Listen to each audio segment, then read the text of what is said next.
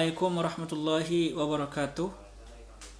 Alhamdulillah walhamdulillah wassalatu wassalamu ala ashrafi Rasulillah Sayyidina wa Maulana Muhammad ibn Abdullah wa ala alihi wa sahbihi wa man wala amma ba'du.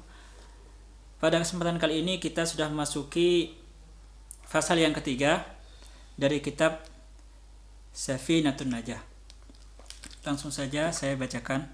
Bismillahirrahmanirrahim. Faslun. Wa ma'na la ilaha illallahu, adapun arti atau maksud dari kalimat la ilaha illallah, la ma'buda bihaqqin fil wujudi illallahu. La ma'buda yaitu tiada Tuhan yang berhak disembah, bihaqqin dengan sebenarnya, fil wujudi di dalam segalanya, illallahu kecuali Allah. Fasal yang ketiga ini menjelaskan tentang keagungan Allah, kebesaran Allah, dan hak Allah untuk disembah oleh seluruh alam, bukan hanya manusia, bahkan seluruh kaun yang ada di dunia ini. Selanjutnya, fasal yang keempat, fi bayani bulughil murahiki wal maqsir. Tahu apa ini bahasanya maqsir, tahu apa? Alamatul bulughi thalathun. Oke. Sebelum kita masuki ke fasal ini, kita akan sedikit saya singgung tentang masalah fasal yang saat ini akan kita bahas. Bahwa fasal ini menjelaskan tentang batasan-batasan laki-laki dan perempuan. Sampai manakah batasan seorang laki-laki bisa dikatakan baligh? Baligh itu artinya dia sudah sampai ke masa taklif, di mana seorang akan dikenai hukum oleh Allah, akan dikenai khitab, dikenai perintah oleh Allah. Misalnya dia sudah wajib sholat ketika sudah baligh, dia sudah wajib zakat dan sebagainya, dia sudah wajib melakukan rukun-rukun Islam dan rukun iman yang sudah disebutkan di fasal-fasal sebelumnya. Itulah yang kenapa kita harus membahas masalah baligh ini. Lalu sampai manakah batasan seorang laki-laki dianggap baligh? Sebatas manakah batasan seorang perempuan dianggap baligh? Alamatul bulughi, adapun tanda-tanda baligh, thalathun yaitu ada 3. Yang pertama, tamamu khamsa asyrata sanatan, yaitu sempurnanya umur 15 tahun, fi dzakari bagi orang laki-laki, wal unsa dan orang perempuan.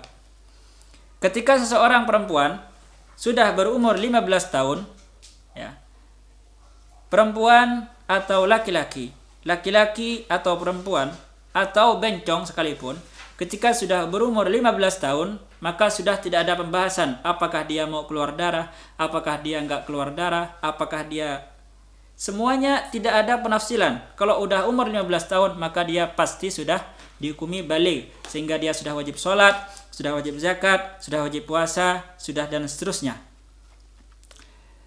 Yang kedua, itu yang pertama. Ya, yang pertama adalah ketika sempurna umur 15 tahun. Kemudian dari manakah dihitung 15 tahun ini? Sejak dia dilahirkan. Jadi tidak dilahirkan secara sempurna, ya. Sejak dia dilahirkan secara sempurna. Misalnya ada Muhammad, misalnya ada orang namanya Muhammad, dia lahir pada hari Senin tahun 2000. Ya, tahun 2000 dia lahir, maka dihitung dari manakah? Nanti 15 tahun itu dihitung sejak keluarnya kaki, kalau misalnya lahirnya secara sempurna. Setelah keluar semua, maka dari situlah dihitung hari pertama. Bukan ketika baru keluar kepalanya sudah dihitung hari pertama, tidak. Memang ada ya. Ada, itu bisa saja terjadi. Contoh, ada bayi yang dilahirkan ternyata dia tidak sempurna, tidak keluar semua. Misalnya dia hanya keluar separuh, hanya keluar kepalanya tok sampai 3 hari misalnya. Maka 3 hari ini tidak dihitung umur bagi dia. Kecuali nanti sudah keluar semua, maka itulah yang dihitung. Misalnya selama 3 hari hanya keluar separuh, nggak dihitung. Baru kalau udah keluar semua, baru dihitung 1 hari dari umur dia. Seperti itu. Yang kedua, tanda-tanda baligh adalah wal ihtilamu, yaitu mimpi basah. Itu bahasa yang sopan. Kalau bahasa yang agak centil sedikit, seseorang laki-laki ataupun perempuan ketika bermimpi keluar mani. Bukan keluar madi ya, keluar mani. Fid dzakari wal unsa litis'i sinina.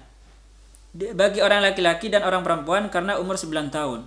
Ketika ada cewek atau cowok sudah umur 9 tahun terus mimpi basah, maka dia sudah dinyatakan baligh. Artinya apa? Dia sudah wajib melakukan sholat, dia sudah wajib melaksanakan puasa dan seterusnya. Kalau dia tidak melakukan rukun-rukun Islam itu, maka dia dianggap berdosa kepada Allah Subhanahu wa taala. Itu yang kedua. Kemudian yang ketiga adalah wal haidu, haid ya. Wal haidu dan haid atau haid means fil unsa bagi orang perempuan. Kenapa di sini yang disebutkan hanya perempuan? Karena memang belum ada ceritanya bahwa orang laki-laki itu haid.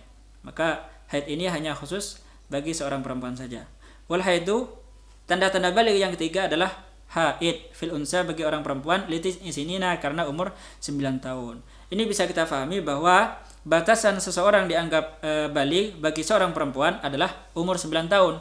Kalau misalnya ada wanita umur 7 tahun, atau wanita umur 6 tahun, atau wanita umur 5 tahun, atau wanita keluar darah sebelum umur 9 tahun, maka itu tidak disebut baligh, melainkan darah kotor atau darah penyakit.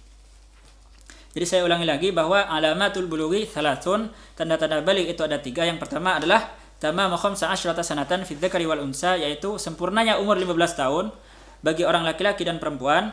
Kemudian yang kedua adalah al-ihtilamu fi dzakari wal unsa, yaitu bermimpi basah bagi seorang laki-laki atau perempuan litis sinina karena umur 9 tahun. Sebelum umur 9 tahun dia mimpi basah, maka tidak dinyatakan baligh. Yang ketiga adalah wal haidu. Yang ketiga adalah haid ya, keluar darah haid bagi orang perempuan litis sinina karena umur 9 tahun. Kalau keluar darah sebelum umur 9 tahun, maka itu tidak dinyatakan sebagai orang baligh. Bagi teman-teman yang ada pertanyaan dari fasal-fasal sebelumnya hingga fasal ini, fasal sekarang ini, bisa ditulis di kolom komentar dan insya Allah saya fasal respon akan saya balas di kolom komentar juga. Cukup sekian dari saya. Wassalamualaikum warahmatullahi wabarakatuh. Sampai jumpa di fasal berikutnya.